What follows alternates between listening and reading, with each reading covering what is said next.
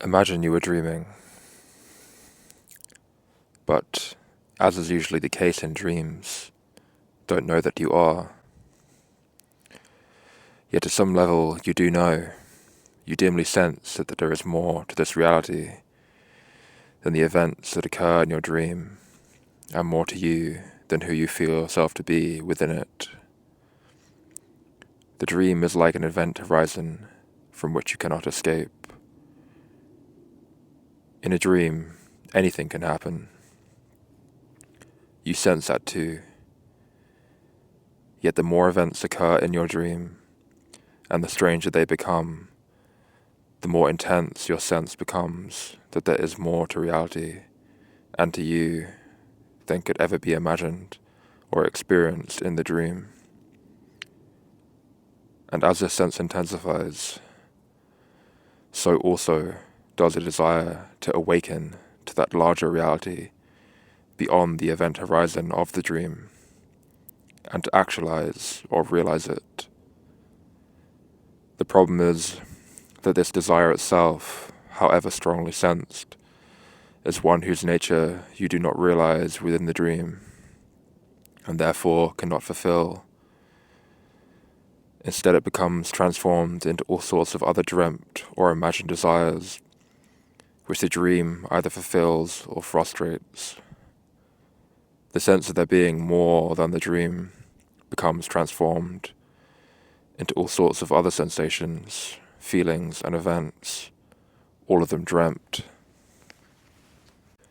Rather than just finding yourself in a particular dream, location, and situation, from whence you were simply swept hither and thither in the dream, or from one dream to another, in your soul you long to awaken, if not from the dream, then within it. For, were you at least to become aware that you were dreaming, you could attain the freedom to choose where you go and what you do in the dream. You may recall or have read of the possibility of this happening, the possibility of dreaming lucidly, aware that you are dreaming. You may have experienced how such lucid dreaming quite literally makes the dream world itself more lucid or light-filled, more intensely vivid and real. You may also recall occasions, perhaps as a child, when you longed and willed to make yourself wake up from a terrible nightmare, in this way implicitly realizing that it was but a dream. Imagine what it would be like then if you could neither wake up in a dream, becoming aware that you were dreaming, nor will yourself to wake up from it. What if the desire to awaken to a larger and more real reality, either within or beyond the dream state, and in doing so to awaken to and actualize a freer and more real you, was never fulfilled? The dream then would become a prison, like the event horizon that physicists describe as surrounding a black hole in space, a hole from whose gravitational pull light itself can never escape. Instead, all that could happen is that you got sucked into ever more deeply into the black hole of the dream, a black hole that transformed the terror of this imprisonment and the frustrated desire for a lucid, light-filled awakening or enlightenment into nothing more than a never-ending sequence of ever more terrifying dream events, a total nightmare from which you could never escape. What would you do in this nightmare, sensing and feeling this terror? What terrors would you dream as ever more intense realities? This was the dilemma that faced the rescue crew sent to the lost but now mysteriously reappeared spaceship Event Horizon in the science fiction film of the same name. Entering the ship, itself powered by an artificially created black hole, they find themselves unknowingly trapped within its event horizon and sucked ever more deeply into a true hellhole of terrifyingly tangible hallucinations. a living nightmare from which no waking up was possible. Of course, were it possible for you to still think in a dream, and were you scientifically minded, you might try to escape this fate, but by denying that there was any larger reality beyond the dream. You might even attempt to explain the dream itself by slicing open people's skulls, finding some soft grey-mattered object in them you called their brain, and then confidently declaring that everything they experienced in the dream was produced by this one single dream object. Alternatively, your scientific mind might be led to believe that the dream was indeed an illusion, but that behind it lay nothing more real than invisible mathematical fluctuations of something you call quantum fields, or quantum energy states. Were you luckier, you would encounter an aware teacher, guide or guru in your dream, one who would remind you that the self you were presently identified with was a dreamt self, and events you were experiencing were dreamt events. And were that dream teacher, guru or guide truly wise, they would dismiss your scientific fantasies of quantum field and events, and speak instead of a larger space of clear and light-filled awareness surrounding the event horizon of the dream. They would tell you that everything, being and world experienced in this space, including your own body, was but a particular shape and form taken by the light of this infinitely spacious and pure awareness. You would learn from them that it was not you that was dreaming at all, but this very awareness. In this way, they would not only aid you in coming to an awareness that you were dreaming, they would also lead you to recognize that very awareness as your link with a yet higher awareness, an ultimate and unbounded awareness which, through its own light, constantly and lucidly dreams all potential beings and worlds into their own free actuality or existence. In this way, they would free you from the prison of both dreams, nightmares, and scientific fictions of physics, taking you beyond their event horizons and thought horizons.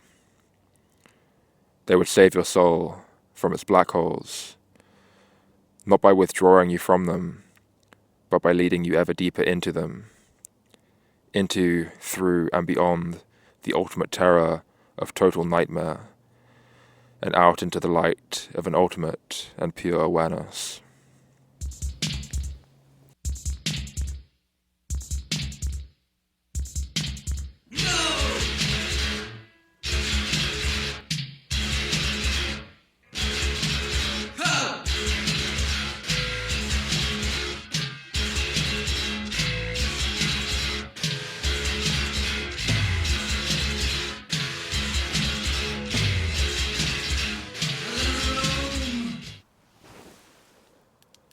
As far as I can tell, everything can be traced back to a single point. That is, all of experience can be traced back to one single point. And that point is the awareness of all that is. The awareness itself that contains the totality of it all.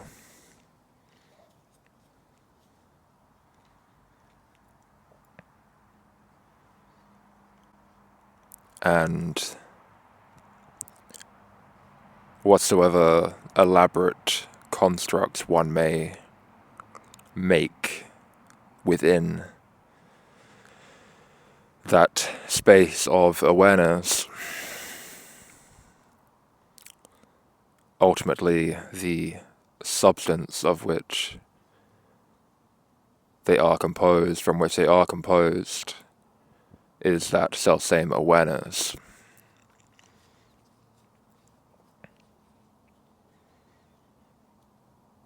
this is partially what it means to be a child of God.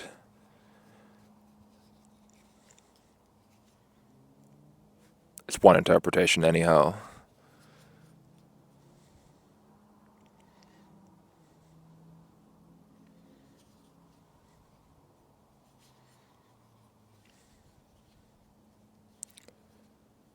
So when it comes to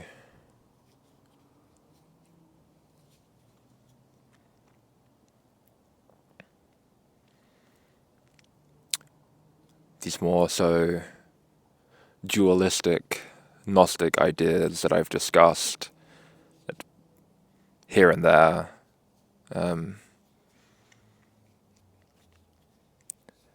varying degrees of obscurity,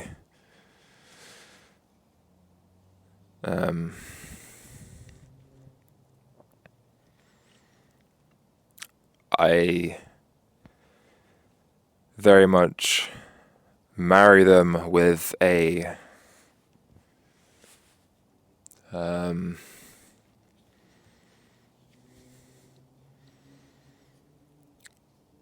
ultimately a kind of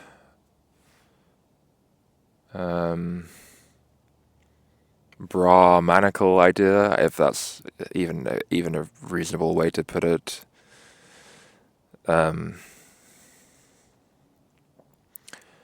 And I think in some ways this might be what at least certain Gnostic sects teach similar or held similar beliefs.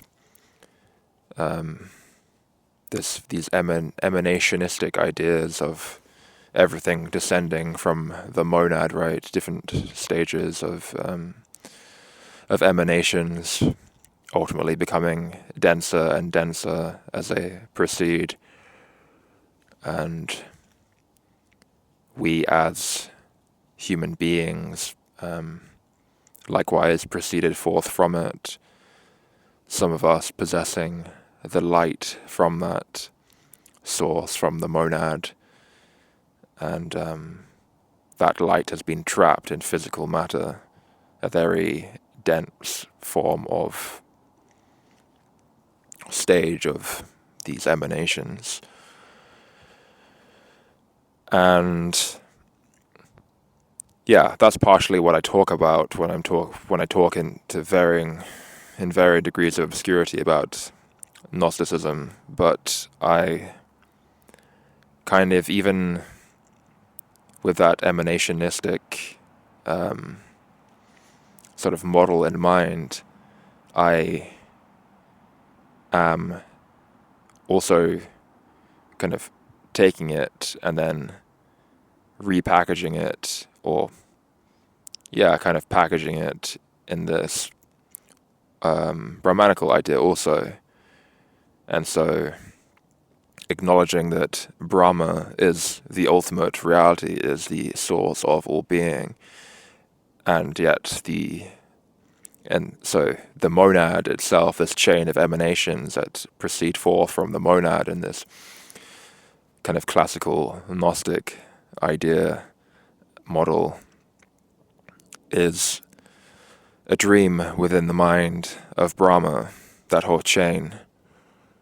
The monad is not the source of being, the prime source. Brahma is the prime source, and this chain of emanations proceeding forth from the monad is but one dream within the mind of Brahma. There are multiple other possible chains of emanations, wherein a monad or something similar seems to be the fundamental root of all that is possibly to be contained within reality, that it is the seat of such. But in my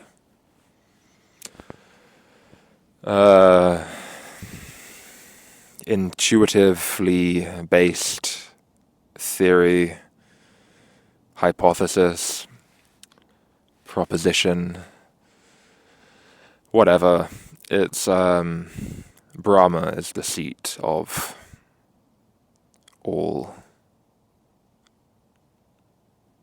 And I use the word Brahma for just the sake of understanding, so that others may understand what I mean if they have a prior knowledge of what that term means. Of course, I'm not going to go into it here. It's not too difficult to research and just understand from just a brief, cursory overview.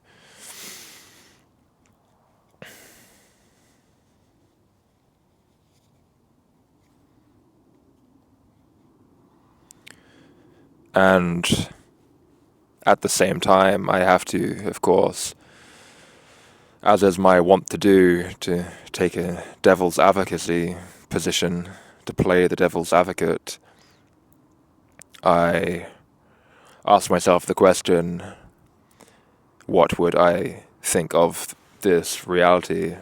What would be my intuition were I to have not been exposed to any of these ideas? Hinduism, Gnosticism. What would I think? What would be my understanding?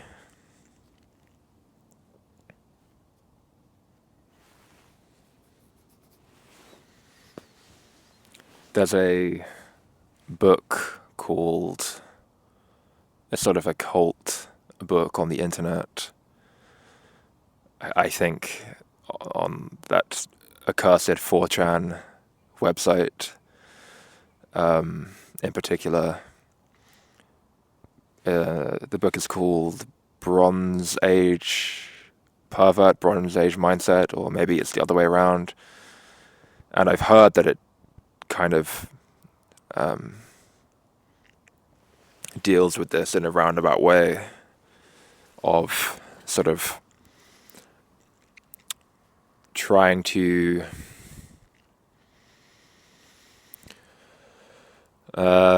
explore how one would engage with the world were it not for the mediation of language. I suppose it's, I've heard it's sort of suggesting that that's how one should most optimally seek to interact with reality. It's endorsing such a view. But I think that without even having read that book, I'm fairly certain that there are probably way better books that deal with this issue, or this idea of how one would see the world, how one would understand it without any possible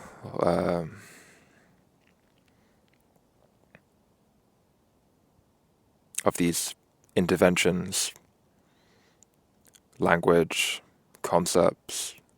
Language is itself a concept, but you know what I mean. Concepts in general. I'm kind of obsessed with this idea. Actually, it's been like a long-standing preoccupation of mine. I've spoken about it a number of times.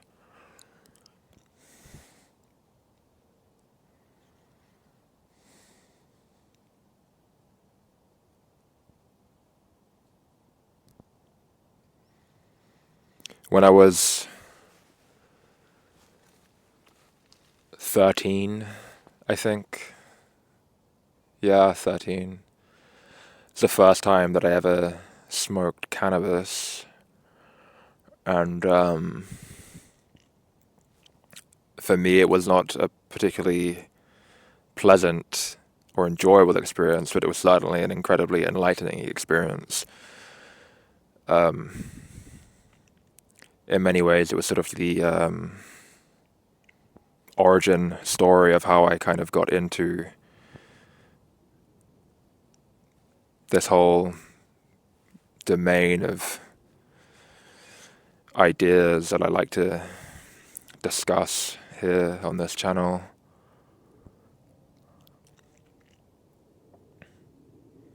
These are very fundamental questions about existence.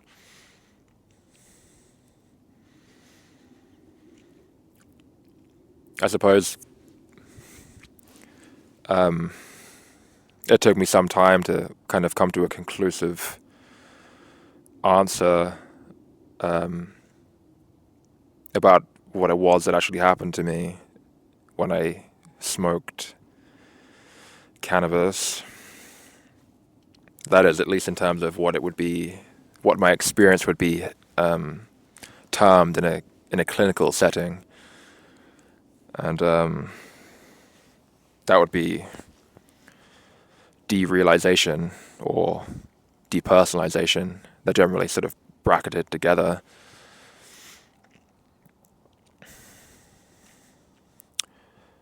And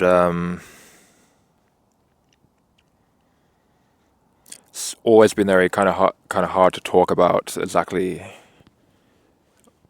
how fundamentally altered reality was for me in those moments during the time in which this experience was unfolding. I've never been entirely satisfied with any description of it that I've been able to give, but I suppose I'll try here again and see what I can come up with.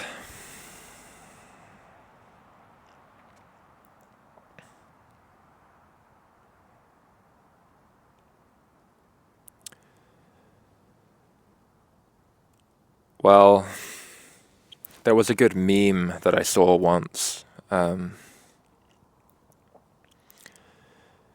think it was on the derealization subreddit. And it was this guy sitting on some bleachers with a girl and two frames. Top frame, he's, sitting, talking to her, and he says, one moment I was just sitting there chilling, and then next frame, and he says, the next moment I just suddenly was. And that's one way, at least, a good way of kind of describing the sensation of the experience, at least. Because it was very much as if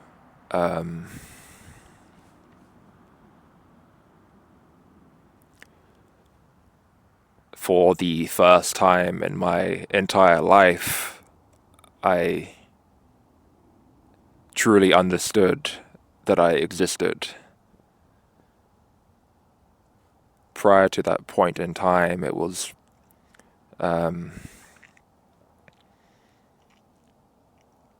simply something I just paid lip service to, not something that I understood in any way whatsoever. It was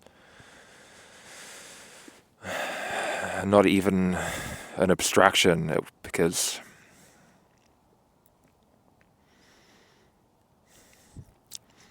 it was just something that was taken completely for granted, something that wasn't even considered in any way whatsoever. It seemed so perfectly normal that I could be existing. It's such a horrible, trite, overused, cliched line or comparison to make, but it was as if I was in a dream my entire life up until that point. For, unless anyone has developed the capacity to lucidly dream, when one is in a dream, they typically have no idea that they're in a dream whatsoever. They, from their waking state, slip into unconsciousness and emerge in this completely novel realm and yet there's nothing seems to be unusual about it at all. Everything is accepted at face value. Nothing is critiqued in any way whatsoever. And that was very much my entire experience up until this point in time when I became was taken under the influence of marijuana, cannabis, weed, whatever. And it was incredibly terrifying. I was also, because for the first time in my life I was entirely 100% conscious of the fact that I existed and acutely aware of the specifics of such. I realized that this sense of there being a past and a future were completely mental fabrications. And again, this seems, fairly obvious to anyone when someone says something like that, but it's like there's a difference between intellectually understanding something and experientially understanding something. And again, that seems like, fairly obvious, but when one is actually faced with the reality of such, it's another story altogether. Because I could see so incredibly clearly that I was marooned, basically, in this moment, that there was nothing outside of this moment at all. There wasn't this, as the mind likes to construct, this seamless process of moving from the past through the present and into the future. That sort of linear process was an illusion. There was no process, there was just this now, and I'd always been there, and I could never leave there. And that wasn't a nice experience, it was horrifying. I was marooned in this, like in eternity, basically. And there was no way to escape. And I could see so clearly how my entire life I'd just been in this stupor, shuffling around, thinking that I was aware and awake and living, and that I had a past and that I had a future, and that any of this made any kind of fucking sense whatsoever. That I had the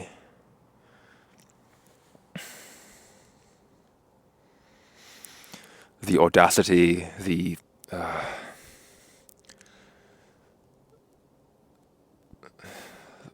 just complete obliviousness to be offended, to take anything seriously at all. To take anything seriously at all when I was living in a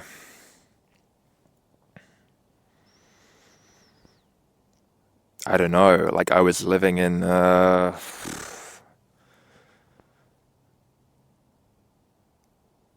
just in a complete complete absurdity.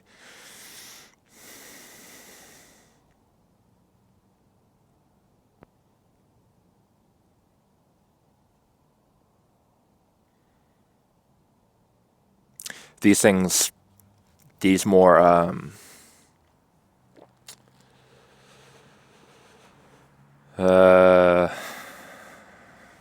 I want to say balanced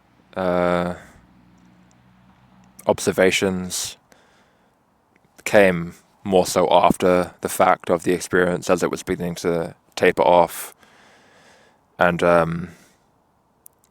perhaps some of them also came from later experiences with this very self-same experience of derealization, quote unquote, to use the clinical language.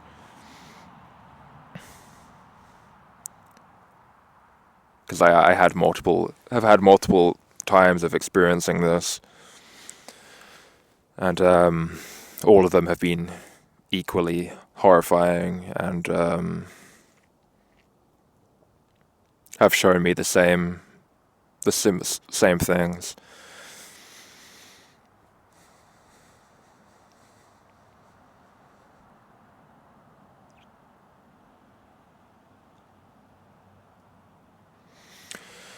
So yeah, I guess those are some different thoughts about reality, the nature of awareness, different possibilities, different things I think about in relation to this topic.